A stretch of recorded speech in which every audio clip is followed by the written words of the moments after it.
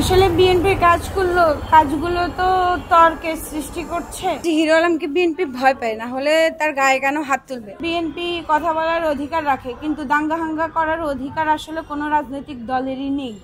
আগে পূর্ববর্তীতে আওয়ামী লীগকে নিয়ে কেউ কোনো কথা বলার অধিকারই রাখতো না। সরকার নিয়ে কোনো কথা বললেই তাকে জেলে ঢুকিয়ে দিত।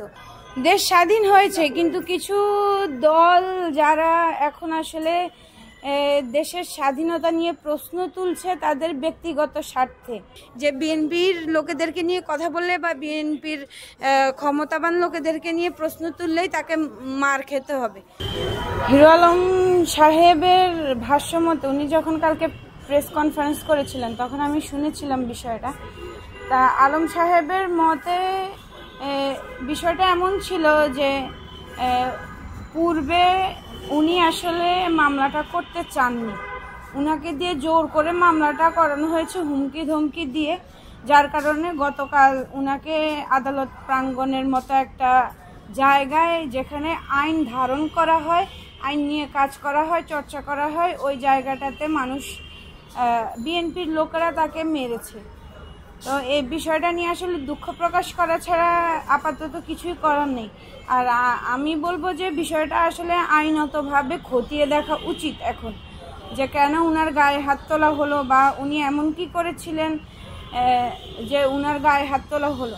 একটা সাধারণ নাগরিক হিসেবে একজন রাষ্ট্রীয় নেতা তার ভালো বা মন্দ নিয়ে কথা বলার অধিকার আমরা রাখি। তো ওই প্রেক্ষিতে আমি বলবো যে আসলে বিষয়টা যৌক্তিক হয়নি বা যুক্তিযুক্ত ছিল না যে একজন সাধারণ নাগরিকের উপরে একটা কিছু দলীয় লোকেরা উনাকে আঘাত করেছে। এটা আমার মতে এটা যুক্তিযুক্ত কাজ ছিল না।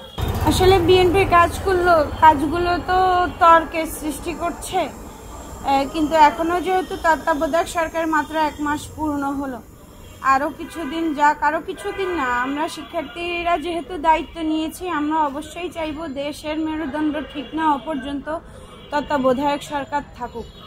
এর পরবর্তীতে কে ক্ষমতায় আসবে সেটা না হয় তখনই দেখা যাবে। তবে যেহেতু গণতান্ত্রিক একটা রাষ্ট্র আমরা গঠন করতে চাচ্ছি, সেহেতু বিএনপি কথা বলার অধিকার রাখে, কিন্তু দাঙ্গা হাঙ্গা করার অধিকার আসলে কোনো রাজনৈতিক দলেরই নেই দেশের শান্তি রক্ষার্থে।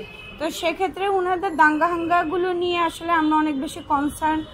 আর আমরা আসলে বিরক্ত যে দেশের এই ক্রান্তিকালীন সময়ে উনারা আমাদের সাথে একাত্মতা প্রকাশ না করে, সাহায্য না করে, উনারা এখন উনাদের দলীয় এজেন্ডা বাস্তবায়নের দিকে লক্ষ্য দিচ্ছে।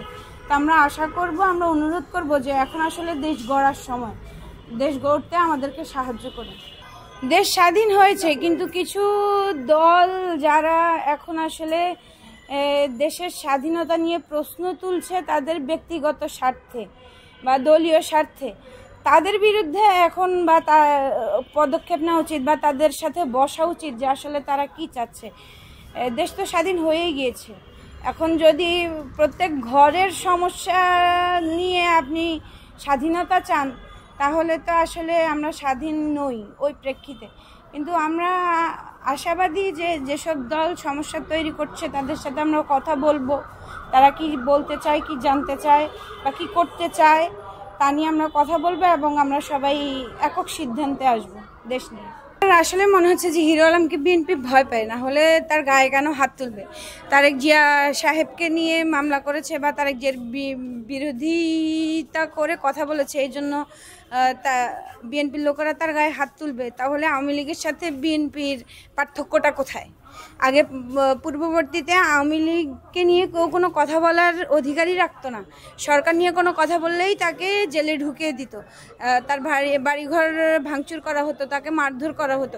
তা এখন তো আসলে ওইটারই প্রতিচ্ছবি আমরা দেখছি, যে বিএনপির লোকেদেরকে নিয়ে কথা বললে বা বিএনপির ক্ষমতাবান লোকেদেরকে নিয়ে প্রশ্ন তুললেই তাকে মার খেতে হবে।